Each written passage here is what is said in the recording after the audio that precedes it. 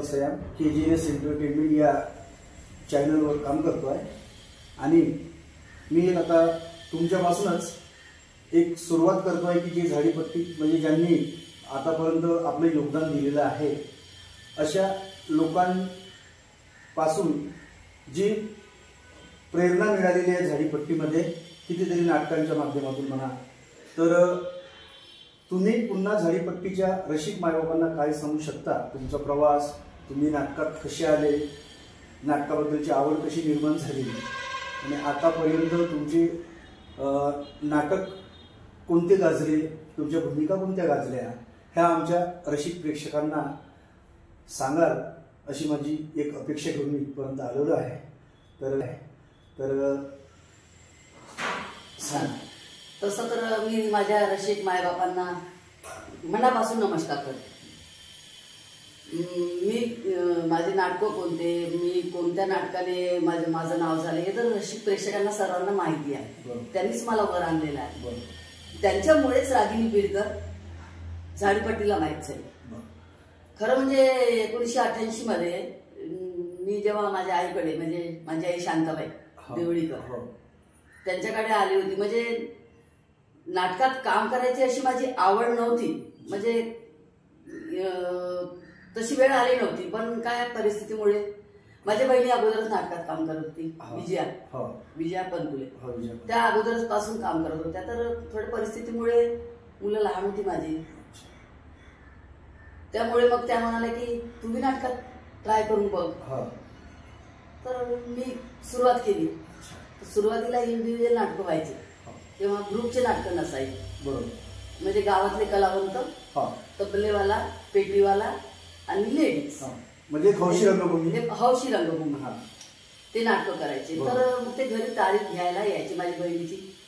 मग त्यांची तारीख खाली असली ते सांगायची की माझी बहीण करेल. मग नाटक घेतलं, पण धाकधूक कधी केलं नव्हतं. बरोबर. तसं डान्स वगैरे ही कला तर थोडी मला माहीतच होती, कारण आई कलावंत होती माझी. पण हे डायलॉग वगैरे बोलणं वगैरे हे एवढं माहिती नव्हतं. आईचं तर एक लोकनाट्य होतं, बघून होती, बघितलं होतं मी, पण मला एवढ्या लोकांसमोर काम कसं करायचं याची एवढी कल्पना नव्हती. तरी पण सुरुवात केली मी. तर माझं पहिलं नाटक होतं बिजली कडाडली. अरे वा. लावणी प्रधान. म्हणजे ते छापील पुस्तक असायचं. छापील पुस्तक, एक लेडीज आणि तिचं पूर्ण कलावंताबरोबर काम असायचं, पूर्ण कलावंताबरोबर, आणि त्यात लावणी. आणि तेव्हा लावण्या राहायच्या 5-5, 7-7. हो. आणि तबलजी प्रत्येक लावणीला डॅन्स, प्रत्येक लावणीच्या झाली डॅन्स. मागचे प्रेक्षक माझे आजोबे. बरोबर. बघितलं आहे. तर तुम्ही पण काम केलेलं आहे, माहिती आहे तुम्हाला, पण तुमच्याबरोबर काम केलंच आहे. तर मग पहिलं नाटक ते केलं. कसं तरी नाटक झालं म्हणा, केलं. आता डान्स म्हणा येत होता, त्याच्यामुळे मी म्हणजे थोडं माझं नाव व्हायला लागलं. म्हणजे लावणीमुळे प्रधान नाटक सुरुवातीला केले मी. तर ते करता म्हणजे ते तो काळ तसा होता, जवळ जवळ जवळ जवळ नाटकं व्हायचे. सुरुवातीला आम्ही एमएटीवर प्रवास, एमएटीवर नाटकाला जायचो. बरोबर. आणि लावण्या असल्यामुळे काय व्हायचं, थोडस जेवण नाही. अरे बापरे. जेवण नाही, बिस्किट चहा खाऊ, कारण जेवण केलं तर डान्स व्हायचा नाही. बरोबर. त्याच्यामुळे उपाशी राहावं लागत होतं. आणि मग दुसऱ्या दिवशी घरी आल्यावर जेवण, मग थोडसा आराम झाला, आराम केला की परत नाटकाला जायचं. म्हणजे रेग्युलर नाटकं, मी नवीन असताना तर रेग्युलर नाटकं नसायचे, पण 1-2 दिवसाला मग पुढल्या वर्षी जास्त नाटकं झाले. मग व्यंकोची वाघ वगैरे. तर पहिले काय असायचं, एक ते काय म्हणतात पावती लिहून घ्यायची, त्याच्यावर मानधन टाकायची 7चे, आणि त्याच्यात एक टीप राहायची की उचलून घेण्याचा सी देणार नाही. म्हणजे लेडीज कलावंत त्याला उचलून घ्यायचं नाही, उचलण्याची ऍक्शन करणार नाही, हे लिहून असायचं. मग ते त्यांची सही वगैरे असायची. एकदा होतो व्यंकोजी वाघ नाटक. आता त्या कलाकारांनी बघितला, आव नाही बघितला आणि ताव नाही बघितला, घेतलं मला उचलून. अरे मला खूपच राग आला. मी त्याला इथे चावलंच. अरे ते दुसरे लोक माझ्याशी भांडायला लागले. मी म्हटलं पावतीत लिहिलेलं आहे ना, उचलून घ्यायचं नाही म्हणून, ओढत नाही हाताला. तर आधीचे गावातले कलाकार होते तर त्यांना मी ते भावनाच्या याच्यामध्ये मग नंतर त्यांनी माफी वगैरे मागितली. त्याच्यानंतर ते नाटक घेतलंच नाही मी, पण लावणी प्रधान मी नाटक करत गेले. मग वर्षाला महाराष्ट्र प्रेस मधून ते मी इंडिव्हिज्युअल नाटक घ्यायचे. मग काय एक मेटाडोर राहायचा, त्याच्यात साऊंड सर्व्हिस, तबल्यावाला, पेटीवाला, एखादा कॉमेडियन वगैरे तो कलाकार, आम्ही तो प्रवास त्याच्याने जात होतो आम्ही नाटकाला. ते नाटक सुरू केले. मग कसं व्हायचं, एखादं नाटक गोंदियाकडे तर दुसरं नाटक राजुऱ्यात, कोणतं चंद्रपूर राजुऱ्यात. इतके लांबचा प्रवास आम्ही MAT वर करून 700 रुपये 800 रुपये नाईट राहायची, म्हणजे पैसे मानणं. एवढा त्रास, एवढ्या त्रासामध्ये मग आम्ही ते नाटक केले. करावं लागत होतं, लहान मुलं होते, दोन लहान मुलं होते, करावं लागत होतं. काय करता, करायची तर हे नव्हतं. पण पहिल्यांदा जेव्हा मी नाटक केलं ना, तेव्हा मी अक्षरशः सांगते माझ्या डोळ्यात पाणी खरंच. म्हणजे त्यावेळेचा दृष्टिकोन प्रेक्षकांचा, म्हणजे नाटकात काम करणाऱ्या स्त्रीकडे त्यांचा पाहण्याचा दृष्टिकोन थोडा नटकी म्हणायचे. मेकअप रूम असा राहायचा, मेकअप रूम पडद्याचा बांधून द्यायचा. चेंजेस करताना इकडून कोणी पाहिजे का, तिकडून कोणी पाहिजे का, तिकडून गुरुर राहायची. कोणी प्लेट तर मारत नाही, काय नाही, त्यांना उभं ठेवायला लागत होतं बाहेर. तेव्हा कपडे वगैरे चेंज कर. कुठे कुठे लोक खूप चांगले मिळायचे, पण असं नाही की सगळीकडेच लोक गावातले खराब असतात असं नाही. बिचारे इतकं माझी इज्जत करायचे ते. नाटक संपल्यावर चहा पिऊन जात आई, नाश्ता करून जात आई, खूप आदर सत्कार, जेवणाचा आदर सत्कार खूप करत होते. पहा तेव्हा पैसा कमी मिळायचा, पण इज्जत म्हणजे जातानी ना ते खूप लढा लावून जायचे. ताई या परत, त्या ताई या परत, असं होतं. आणि आजचा जो काळ आहे, आजचा पैसा भरपूर आहे, पण ते मंडळासोबतचे कलावंतांचे संबंध दुरावल्यासारखे झाले. मग त्याच्यानंतर काय झालं, ग्रुप बनवू लागले. असं करता करता त्याच्यानंतर 5-6 वर्षांनी 8 वर्षांनी ग्रुप बनवू लागले.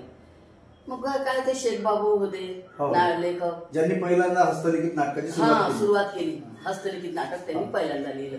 ते काय होतं त्यांचं नाटक, बाईला मिशा फुटल्या कशा, आणखी काय बायको तुझ्या नवऱ्याची वगैरे. तर त्या नाटकात बाईला बांधलं, तर त्या नाटकात मी ग्रुपच्या नाटकात गीतांजली ताई तेव्हा होत्या. गीतांजली ताई, विजया, शबाना, ते यांच्याबरोबर काम करतो. पुष्पाताई भुंदुरे सोबत नाही, त्यांच्याबरोबर नाही झालं. मीना देशपांडे मी तेव्हा नाही, ते खूप अगोदर आलेल्या आहेत त्या. मीना देशपांडे, पुष्पा, तेव्हा ही बी होती वाटते, पौर्णिमा काळे पण होती, पण मी नंतर आलेली आहे नाटक क्षेत्रामध्ये. शबानाच्या बी आणि विजयाच्या नंतर मी आलेली नाटक क्षेत्रात. तर मग विजयाबरोबर वगैरे नाटक केली मी त्यांच्याबरोबर. म्हणजे कसे ग्रुपला, म्हणजे आज यांचा ग्रुप म्हणजे रोज कंटिन्यू ग्रुप नाही राहायचा, कधीतरी ग्रुप राहायचा, तर त्या ग्रुपला जायचं आणि इंडिव्हिज्युअल नाटकाला पण जायचं. मग त्याच्यानंतर बिडकर साहेबांनी नाटक लिहिलं, एकनाथ तीन बेजार, 1995 मध्ये. 1995 मध्ये एकनाथ तीन बेजार नाटक लिहिलं. त्याच्या ते लावण्याच होत्या, लावण्याच नाटक होतं ते. त्यावेळेस म्हणजे जसा क्रेज असायचा झाडीपट्टीचा, त्या पद्धतीने लेखक आपली संहिता तयार करत. मग ते त्या नाटकामध्ये विजया, शबाना आणि मी होती. मग ते डॉक्टर खुने, डोंगरे साहेब, शेखर डोंगरे हे वगैरे होते. महाराष्ट्र ग्रुपला नाटक होतं. ते नाटक इतकं चाललं ते की कंटिन्यू 12-12 दिवस त्याचे प्रयोग लागत होते. खूप चाललं ते नाटक. मग त्याच्यानंतर नाटकाची सुरुवातच झाली. मग त्याच्यानंतर कलंकित देवदाशी, कलंकित देवदाशी नाटक. कलंकित देवदाशीची सांगते मी तुम्हाला. तर विजया, शबाना आणि मी तिघे होतो आम्ही. तर विजया म्हणाली की मी प्रत्येक नाटकात मिस करू का मेन रोल. मी नाही करत, ह्या नाटकामध्ये अकाल ह्या रागिनी ताईला द्या. माणिक शिंदे होते. माणिक शिंदे म्हणले नाही रागिनी नाही म्हणे, रागिनीला तेवढा मोठा रोल नाही जमणार म्हणे. मी म्हटलं मग आता कसं. तर हे बिडकर साहेब म्हणले ह्या रोल आता रागिनीच करेल, नाही तर नाटक करू नका. पण माझ्यावर इतकं टेन्शन आलं. खरं मोठा रोल होता तो. आणि म्हणजे कसं ती कोठीवाली बाई असते ना, तसा रोल होता तो. मग यांनी माझ्यावर टेन्शन दिलं. मग आता मग तो रोल मला मी इतकी मेहनत घेतली त्या रोलसाठी, म्हणजे इतका अभ्यास केला, कारण माझ्यावर खूप बर्डन होतं तेव्हा. मी मेन रोल एकदम नव्हते करत तेव्हा. तर मग हा मेन रोल मला त्या नाटकातला, आणि ते नाटक झालं.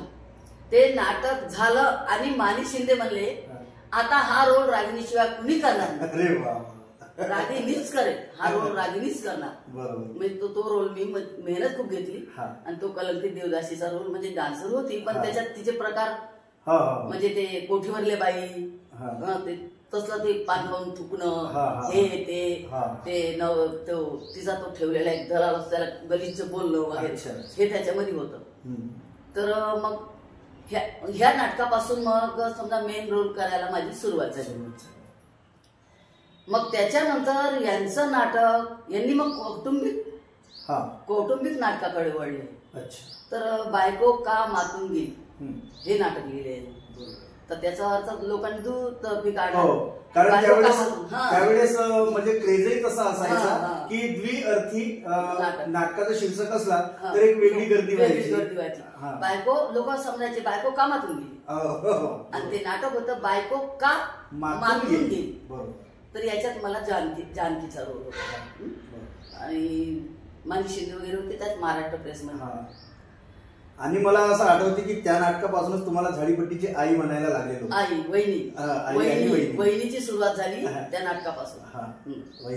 तर ते पहिलं नाटक इतकं लोकांनी डोक्यावर घेतलं की पहिला अंक झाला ना, सगळे कलावंत रडत बसले. माणिक शिंदे काय, सगळे डॉक्टर खुने का, सगळ्याला काही सुधरत नव्हतं. म्हणजे कौटुंबिक सुरुवात झाली होती ते, आणि एक आदर्श पती पत्नी दाखवले होते, आणि ते त्यांच्या भावाचं पालन पोषण. आणि माझ्या मते पहिला प्रयोग हा सोनीला झाला होता. नाही, आमचा पहिला तिकडे शिंदेबाईकडे नाटक होतं महाराष्ट्र प्रेस मधून, कारण मी सोनीमध्ये बघितला होता. येरगावला झाला पहिला प्रयोग. आणि इतकं तुफान चाललं ते नाटक, तेव्हापासून रागिनी बिडकर झाडीपट्टीत म्हणजे तिथून माझे म्हणजे लावणीचं सुटलं. म्हणजे त्याच्यानंतर लावणीचं हे आलं नाही माझं, म्हणजे लावणी कॅरेक्टर रोल चालेल, सगळे मेन कॅरेक्टर रोल. तर मला हे म्हणायचं आहे की मी सुरुवातीला नाटकात काम करायला म्हणजे घाबरायचे, म्हणजे कधी केलं नाही. लावणीपासून सुरुवात केली, मग मोठे रोल केले, आणि मग एकदम कॅरेक्टर मध्ये एकदम सिरियस रोल मध्ये आले. तर त्याच्यातून मी वरमत झाडीपट्टीने मला डोक्यावर बसवलं, हृदयात घेतलं. एक आई एक वहिनी म्हणून खरंच वाईट डोळ्यातून पाणी येत. कुठे कुठे येऊन ना असे मला वहिनी म्हणून हात जोडतात प्रेक्षक, माझ्या डोळ्यात पाणी घ्यायचं, इतकं मला लोकांनी प्रेम दिलं.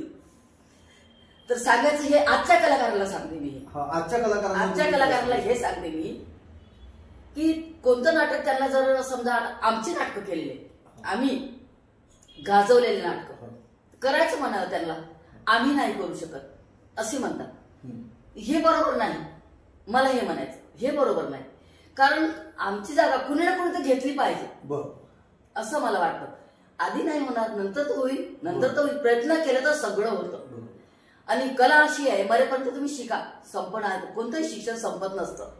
तर त्यांना हेच सांगेल मी की त्यांनी करावं, त्यांनी हिंमत करावी आणि नाटकात काम करावं. जे रोल गाजलेले आहेत ते आवर्जून करून बघावं. असं नाही म्हणायला पाहिजे की त्यांनी केलं त्यांच्या बरोबर आमची तुलना करतात लोक. ही एक भीती त्यांच्या मनात नेहमी असते, ती काढून टाकायला पाहिजे. म्हणजे मी तुमच्याही नाटका करण्याचा प्रयत्न केला, पण थोडस म्हणजे घाबरतात. तर ते मी पण घाबरत होती ना सुरुवातीला, मी पण घाबरत होते. सुरुवातीला होतं ना तसं, पण नंतर प्रयत्न केला तर होतं, जमतं, सगळं जमतं, करायला पाहिजे. मला असं म्हणायचं की ज्ञानेश्वरी दुसरी व्हायला नको का, रागिनी बिडकर दुसरी व्हायला नको पाहिजे का, आम्ही मेल्यावर आमचं संपलं का. नाही, तुम्ही सुरू ठेवा, हा वारसा तुम्ही सुरू ठेवा, तर आम्हाला चांगलं वाटेल असं मला वाटतं. बरोबर.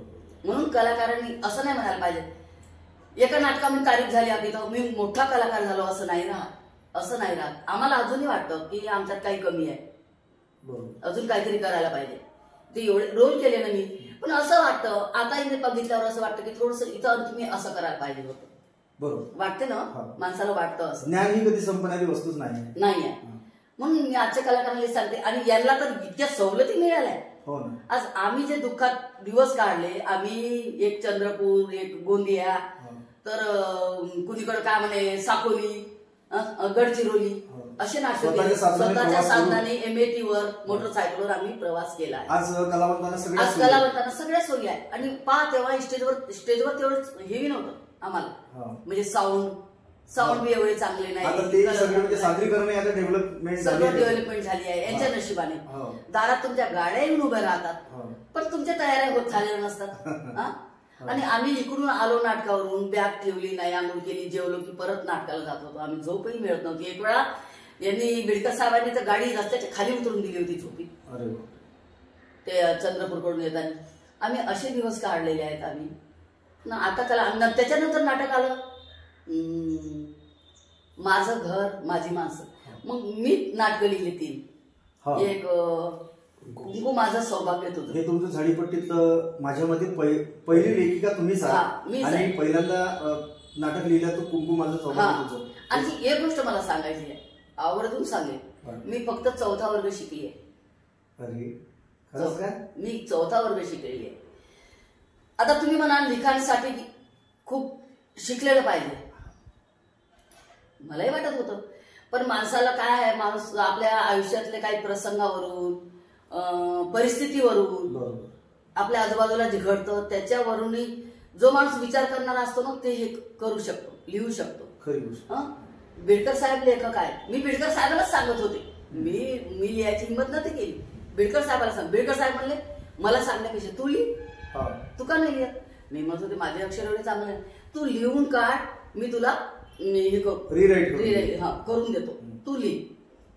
मग मी सुरुवात केली. तर माहिती आहे सुरुवात केली तुम्ही किती पानं लिहावं मी? 100 पानं लिहून टाकली. तेवढ्या नाटक तर नसते. मग ह्यांनी त्यातलं काही काही कमी करून ते नाटक लिहिलं, कुंकू माझं सौभाग्य तुझं पहिलं.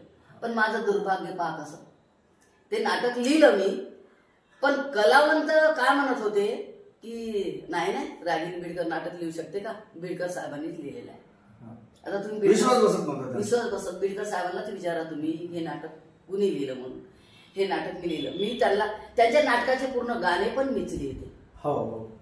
गाण्याला तर्ज पण मीच देते. नाही खरंच तुमचे गाणे खूपच सुंदर आहेत. तर्ज पण देते मीच, गाणे पण मीच लिहिते. यांच्या नाटकाचे गाणे पण मी लिहिते, तर्ज पण लिहिते. मग मी गाणे लिहू शकते यांच्या नाटकाचे, मी स्टोरी नाही बनवू शकत, लिहू नाही शकत. ते नाटक तर सुपरहिट, ते लेडीजने तर रिकॉर्ड तोडून दिला त्या नाटकाने. इतकं सुपरहिट तुम्ही बघितलं असेल, केलेलं पण आहे ना नाटकात काम. मग नंतर एक सवत माझी लाडकी नाटक लिहिलं. आणि एक लिहिलं होतं असून पती नसून पती सौभाग्य होती. ते नाटक एवढं काही मला, म्हणजे पहिला प्रयोग केल्यावर मला बरोबर नाही वाटलं, तर मी ते बंद करून ठेवलं. ते बिडकर साहेबांची अशीच आहे, त्यांची बी सवय की आपल्याला नाटक बरोबर नाही राहिलं तर आम्ही ठेवून देतो ते पुस्तक, नाही काढत. जे चांगलं आहे तेच देतो प्रेक्षकांना. म्हणजे आतापर्यंत तुम्ही दर्जेदार नाटकांचं सादरीकरण केलेलं आहे, प्रेक्षकांना चांगलेच नाटकं दिलेले आहेत. तर त्या ठिकाणी म्हणजे चला बाबा एक पैशाचा हवास म्हणून नाही, पण आपल्याला कुठेतरी आपल्या मनाला नाही पटत तर तो नाटक कसा द्यायचा आणि नाव कशाला खराब करायचं. आता नाटक कोणत्याही लेखकाचं राव, किशोर मेश्रामचे नाटक केलेले आहे मी, नाटक चांगले. संजय ठवरेचे मी नाटक केलेले आहे मी, बिडकर साहेबांचे तर केलेच, सगळेच नाटकामध्ये मीच केले. पण आमची इच्छा म्हणजे माझीच नाही, माझे जे कलावंत आता ते स्वर्गवासी झाले, आम्हाला सोडून गेले, ते कलावंत ज्ञानेश्वरी, वर्षा, मी, आम्ही जे राहायचो, आमची इच्छा असायची की नाटक संपल्यावर प्रेक्षकांनी आपल्या मनात नाटक घेऊन जावं. बरोबर. हे नाटक सोबत घेऊन जावं, यातले डायलॉग सोबत घेऊन जावं, यातले गाणे सोबत घेऊन जावं. शेवटी नाटक समाजासाठी. आणि आपण पैसे देतो, ते पैसे देऊन नाटक बघायला येतात, मग त्याचं समाधान करायला नको का? आपण करायला हवं ना. म्हणून असं वाटत होतं की नाटक खूप चांगलं व्हावं. जर नाटक थोडंसं कमजोर झालं ना तर इतकं वाईट वाटायचं आम्हाला, खूप म्हणजे आम्हाला प्रेक्षकाकडे बघायची कधी अशी इच्छा होत नव्हती, इतकं आमच्या मनाला लागत होती ती गोष्ट. म्हणजे माझ्यात तर माझे सगळे कलाकार तसेच होते, आमचे कलाकार. आमची एक टीम म्हणजे खूप चांगली टीम होती आमची, अशी एकामेकात भेदभाव नाही, काही नाही. आम्ही असं बसून घ्यायचो, एकामेकांना असं रिडिंग घ्यायचो. बरोबर, ते प्रसंग मी बघितलेले हा, आहे. जोपर्यंत नवीन नाटक क्लिक होत नाही, चांगल्या पद्धतीने त्याचं सादरीकरण होत नाही, तोपर्यंत आपसामध्ये म्हणजे अशी वैयक्तिक म्हणून नाही पण त्या नाटकासाठी भांडणं सुरू व्हायचे. आणि जेव्हा मग सादरीकरण चांगलं झाला आणि नाटक हातात आला की मग आपण त्याला खुलू, म्हणजे जिथं आपल्याला वाटतं की थोडं इथं एखाद्या वेळेला घेऊन अजून चांगलं होतं ते आणि आम्हाला लेखकांनी ती परवानगी दिली होती, कारण त्या आमच्या लेखकांचा आमच्यावर पूर्ण विश्वास होता की ह्या करतील तर खराब करणार नाही, चांगलंच करणार. फक्त आजही माझ्या आजच्या कलाकारांना हे सांगण्याची इच्छा आहे की तुम्ही फक्त एक पैशासाठी म्हणून नाटक करू नका, प्रेक्षकांचं बी समाधान करा. ते घरी जाताना त्यांनी ते नाटक आपल्या मनात घेऊन जावं, डायलॉग त्यांनी विसरू नये, डायलॉग त्यांच्या लक्षात राहावं, असं करा. फक्त पैसा करता म्हणून आपल्याला पैसे कमवायचे म्हणून आपण नाटकात जायचं, पैसे घ्यायचे काम हे नका करू, तेही करा. कारण हा प्रेक्षक मायबाप आहे तुमचा, हे प्रेक्षक आहे तर तुम्ही आहात. त्यांनी फिरवली पाठ तर तुम्ही भुईसपाट. खरी गोष्ट. प्रेक्षकांना तुम्ही कोरोनामध्ये लक्षातच आला. कोरोना तर लक्षात आलंच असेल ना की ते आहेत तर तुम्ही आहात, आम्ही आहोत, नाहीतर नाही. तर मी तर माझ्या झाडीपट्टीतले प्रेक्षक मायबापांचे तर एकदा का 1000दा मी त्यांचा आभार मानी, कारण त्यांनीच घडवलं मला, त्यांनीच बनवलं मला.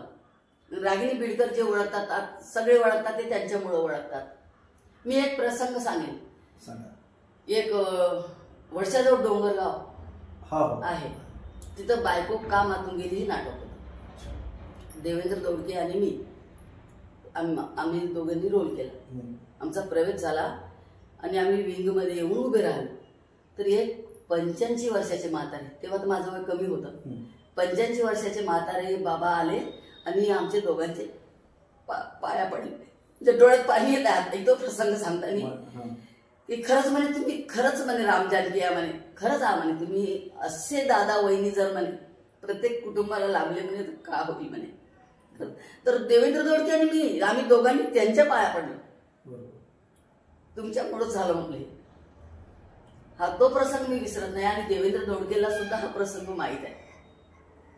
माझं नाव जानकी म्हणून, रागिनीला विसरले, कुठे मी चालले ना ती जानकी चालली, एक वेगळी ओळख नाही. देवेंद्र दोडकेला तर राम चालला. अशी आमची ओळख झाली, ती बिडकर साहेबाच्या नाटकातून ओळख झाली माझी. खरंच म्हणजे प्रेक्षक मायबापांचे आभारच मानावे लागेल. एखाद्याला जे त्यांची भूमिका जर त्यांच्या मनात ठसली तर खरोखरच वेगळ्याच पद्धतीने प्रेम करतात, अनुभवलंय. अजूनही मला म्हणजे बाया, माणसं, आई आणि मग संसार माझ्या पाखराचं नाटक. आता पहा त्याच्यात माझी भूमिका आधी तरुण दाखवली, मुलाची आई, नंतर सून आणि तिसऱ्या अंगात मी आजी. इतकी 3 पिढ्या इतकी कसरत होती त्या नाटकात माझी. खूप म्हणजे खूप मेहनत घ्यावी लागली मला त्या नाटकाला. आणि खरंच सगळ्या व्हेरायट्या मी त्या नाटकात केल्या, सगळ्या व्हेरायट्या दाखवल्या मी त्या नाटकात. आणि ते नाटक लोकांना खूप आवडलं. तर नाटक संपल्यावर असे म्हणायचे काय सांगू जाताना, अबे का काम केला बे लमची रागिनी बिडकर. लमची लहान या, अबे का काम केला बे लमची रागिनी बिडकर. मेकअपच्या बाजूला चालले आणि मी म्हणलं पा तारीख बी कॉप्याले लमची मी म्हणत आहे मला. नाही तो प्रेम आहे, तर प्रेमच आहे त्यांचं प्रेम आहे ते. तर मी सांगते मला खूप प्रेम दिलं मी झाडी. अजून मला खूप आठवण येते, त्या माझ्या प्रेक्षकांची बी आठवण येते, त्या नाटकांची बी आठवण येते, माझ्या कलावंतांची आठवण येते आणि आमचा निर्माता दुर्वास कामगते. त्याच्यासारखा निर्माता तर मी म्हणेन ते अजूनही एक बब्बू भैया होते, महाराष्ट्र प्रेसवाले. ते होते जे मुलीसारखं बहिणीसारखं प्रेम करायचे आमच्यावर. आणि एक दुर्वास कामगते. लोक त्यांना काय म्हणत असतील पण त्या माणसाने ना प्रत्येकाची अडीअडचणीला मदत केलेली आहे. आणि फक्त तो एक निर्माता म्हणून नाही राहिला, म्हणजे आमचा बाप भाऊ सगळंच झाला. सगळ्यामध्ये तो म्हणजे फॅमिली मेंबर सारखा. बस म्हणजे त्यांच्या ग्रुपला आहेत त्याच कलावंतांशी त्यांचे संबंध राहत नव्हते. इतर कलावंतांना बी जरूरत पडली तर त्यांना मदत करायची, कुणाला पैसे लागले त्यांना द्यायचे. तुम्हाला कुंकू माझं सौभाग्य तुझं या नाटकाचं मी एक प्रसंग एक प्रसंग सांगते. प्रसंग म्हणजे तेव्हा इंडिव्हिज्युअल नाटक पण करायची मी. अच्छा. तर एक तिकडे नाटक होतं त्या रांगीकडे कोरेगाव हे कोरेगाव नाही तिकडचं हा तिकडं नाटक होतं.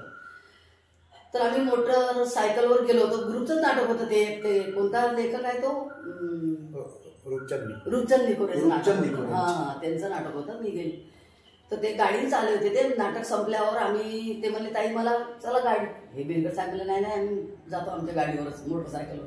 अरे यांच्या डोळ्यात झोप होती. आता ते गाडी चालतात मी झोपीतच होती. ह्यांनी गाडी नेऊन एक बांधीच्या धुऱ्यात कुचकून दिली टाकून दिली. ब्रेक काहीतरी फेल झाले ते धुऱ्यात गाडी घुसली. मी बेहोश झाले. माझ्या नाकाचा खडा वगैरे अंदर घुसून गेला तर माहित नाही. मी बेहोश होऊन पडले तिथं. तोंडाला मार सगळा मार इकडं मार. मग हे कसं उचललं मला रस्त्यावर नेल्यावर इकडे तिकडे धावू लागले कोणी द्या म्हणून मदत करा. मग तिथं ते डोंगरगावला देऊळगाव तिथे मला त्या दवाखान्यात ऍडमिट केलं. आता त्या दिवशी नाटक होतं कोंडाळ्याला वांद्रा कुंकू माझं सौभाग्य तुझं माझा रोल तिथे. आता मीच लेखिका. आता काय करणार कारण कॉम्पिटिशन होतं ना त्यावेळेला. हा वांद्र्याला मग सांगितलं त्यांना. ते म्हणे ते लोक आले नाही म्हणे काय तुम्ही स्टेजवर उभं तर राहिलंच पाहिजे म्हणे. तर काय पट्ट्या लागलेल्या आहेत तिथं तोंड सुटलेलं आहे सगळं. तर आता कसं करावं. तर शेखर डोंगरे म्हणले एक साईड चांगली होती त्या साईडनच तू उभी राहा म्हणे. ही साईड उभं. हा तर पूर्ण गाणे वगैरे तर मी गेली. मेकअप वगैरे काही नाही केला चेहऱ्याला. पण तो केशरचा रोल होता त्यातला कॉमेडी रोल होता. तो रोल मी स्टेजवर केला. एक अंक केला मी फक्त एका अंकात. दुसऱ्या अंकापासून माझा रोल हे करून दिला. पण प्रेक्षकांना दिसायला पाहिजे म्हणून कसा तरी केला. शेखर डोंगरेंनी सगळं निभवून घेतलं. ते त्याला वगैरे ते गाणे वगैरे म्हणून त्यांनीच निभवून घेतलं. असे प्रसंग येतात. सांग असे प्रसंग येतात काय करायचं. बरोबर आहे. जो हाराचा कलावंत असतो त्याला प्रेक्षकही स्वस्त बसू देत नाही आणि त्या कलावंतालाही स्वस्तता नाही आवडत. वाईट वाटत होतं ना मला की नाटक माझंच आहे रोल माझा आहे मी काय करू. आणि त्यावेळी इंडिव्हिज्युअल नाटकं होते आणि त्याच्यानंतर मी नाटकं होते इंडिव्हिज्युअल. मग आता काय लोक येऊन नाही तुम्हाला चालाच लागते नाही रात्रभर मला हळदीचं दूध आणून देत होते. एक डॉक्टर ठेवला होता. एक डॉक्टर आणायचे. इंडिव्हिज्युअल नाटकाला जायचे आणि इंडिव्हिज्युअल नाटकं केले होते मी त्यावेळेला. तशा परिस्थितीमध्ये हळदीचं दूध पिऊन गोळ्या देऊन. खरंच खूप मोठं योगदान आहे ताई तुमचं. असे नाटकं केले मी सांग. पण मी कधी एकाही नाटकाला जेव्हापासून मी नाटकाला सुरुवात केली एकाही नाटकाला मी दांडी मारलेली नाही. कधीच नाही. प्रेक्षकाला कधी धोका दिला नाही. जे नाटकं घेतले मी पूर्ण नाटकं केले ते. आणि आज त्याच्यामुळे समजा माझे मुलं शिकले मोठे झाले. झाडीपट्टीने त्यांच्यामुळेच माझा संसार चालला घर चाललं. माझा मुलगा एक सेंट्रल गव्हर्नमेंट मध्ये DRDO मध्ये आहे इंजिनियर आहे. दुसरा MBA केलाय याच्यामध्ये आहे टाटामध्ये आहे. दोन्ही मुलं माझे मुलं सगळ्या झाडीपट्टीच्या प्रेक्षकांचा आशीर्वाद आहे. ताई मला एक विचारावं वाटते की झाडीपट्टी तुम्ही म्हणजे शहरी विभागातही नाटकं केलेली आहात आणि झाडीपट्टीतही नाटकं केलेली आहात. तर याच्यात जो प्रेक्षक 8 वाजतापासून नाटकाच्या थिएटरमध्ये बसतो आपली जागा घेऊन तर सकाळपर्यंत तो नाटक संपेपर्यंत म्हणजे आपल्या झाडीपट्टीतले नाटक ही पूर्ण रात्र संपेपर्यंत असतात. तर तोपर्यंत हा प्रेक्षकामध्ये जो स्टॅमिना असतो टिकून राहण्याचा याबद्दल तुम्ही काय सांगू शकाल. मी हेच सांगेन म्हणजे त्यांना इतकं आवडतं समजा म्हणजे आमच्या कलाकारांना म्हणजे कलाकारांचं नाटक पाहायला वगैरे त्यांना इतका म्हणजे ते त्यांचं प्रेम आहे. ते त्यांचं प्रेम आहे कलावंतांवर प्रेम आहे. आणि जो प्रेक्षक झाडीपट्टीतला आहे ना तो तुम्हाला कुठेच भेटणार नाही. कुठेच नाही. मुंबईला नाही नागपूरला नाही पुण्याला नाही. ते नाटकं त्यांचे 3 घंटेचे फक्त 3 तासाचे नाटकं 3-4 तासाचे तेवढ्या ते कंटाळून जातात. पण हा आमचा प्रेक्षक आम्ही नाटकं करून आम्ही चालले जातो तर बिचारे जागेच राहतात. काय म्हणावं ह्या प्रेक्षकांना सांगा तुम्ही. खरंच ते मायबाप आहेत. त्यांनी म्हणजे इतका स्टॅमिना त्यांच्या मला नाही वाटत की इतका स्टॅमिना कुठच्या तरी प्रेक्षकांमध्ये असेल. कुठेच नाही. आणि ते काय मुंबईला नागपूरला ह्या ते नाटक थिएटरमध्ये होत असतील. मी असं नाही म्हणत, नागपूरला आम्ही नाटक केलं नाही का, आम्हाला टायमाचं बंधन होतं, त्या बंधन मध्ये आम्ही तिथं नाटक केलं. पण जे समाधान आम्हाला इकडे नाटक करून मिळतं ना, जी दाद ह्या प्रेक्षकांची मिळते, झाडीपट्टीतल्या प्रेक्षकांची, फक्त टाळ्या जरी वाजल्या तरी आम्हाला असं वाटतं का आम्ही लाखो रुपये कमविले. ते मुंबई पुण्याच्या त्या पैशात नाही मिळत, त्या थिएटरमध्ये नाही मिळत, हे झाडीपट्टीत मिळतं आम्हाला. झाडीपट्टीत त्यांची फक्त वा टाळी वाजली का आम्ही खुश होऊन जातो, सगळं काही मिळालं असं वाटते आम्हाला. हा झाडीपट्टीचा जो प्रेक्षक आहे तो खरा माझा प्रेक्षक आहे. मी यांनाच वंदन करते. धन्यवाद ताई, खूप सुंदर झाडीपट्टी प्रेक्षकासाठी तुम्ही ही मोलाची माहिती दिली आणि आपला जीवन प्रवास देखील उत्तमरित्या मांडला. त्याबद्दल मी माझ्या चॅनलवर तुमचे आभार मानतो. नमस्कार.